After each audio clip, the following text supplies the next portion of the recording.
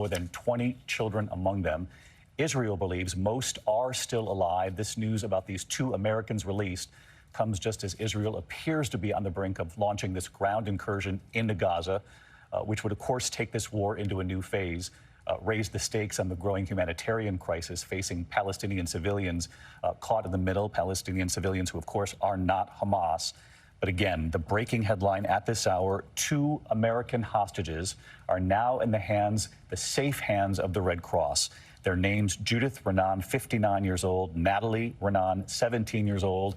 And again, that powerful image you see right there, that is believed to be just after Natalie's high school graduation.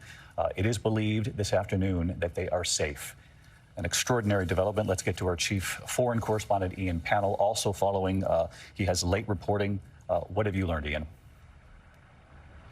Yeah, that's right, David. So the names that you confirmed, apparently from Evanston near Chicago, and you're right that apparently they were over in Israel just visiting relatives. We believe an elderly grandmother who may have been celebrating her birthday. There was a statement from Hamas, which we have been able to verify, in response to Qatari efforts. And I think that's absolutely crucial because we've been talking about negotiations involving third parties. The Qataris have very close relationships with Hamas. In fact, Hamas has an office in Doha, in Qatar, and so they're an obvious interlocutor. They're also a country that provides funding that goes through Israel into Gaza. They're saying in response to Qatari efforts, Hamas, or they've referred to their military wing, the Al-Qassam brigades, have released 2 American citizens, a mother and a daughter, for humanitarian reasons, they say.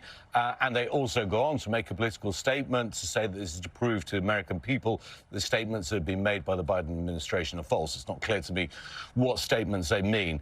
We're saying they've been handed over to Red Cross. It's potentially going to be the Red Crescent, same organization, just slightly different name to reflect the religion of the region. Questions now about what direction they would necessarily be heading in, and we'll wait to learn facts about that. The border on the Israeli side, the Erez crossing, is firmly closed, so one imagines that it's more likely to head, they're more likely to head across into Egypt, but we know there have been complex negotiations about that border opening. But this is huge.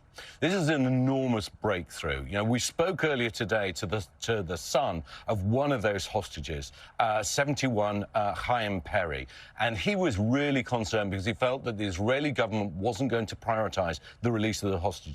He took great comfort from what President Biden said when he came to Israel, when he said that hostages were the #1 priority. And there is that inbuilt tension because for Israel, they've made it clear again and again to our colleague Matt Gutman and to others, and I've heard this as well from Israeli sources, that their priority is to try and dismantle Hamas, and that actually the concerns of the hostages will come second. President Biden made it clear it's their primary.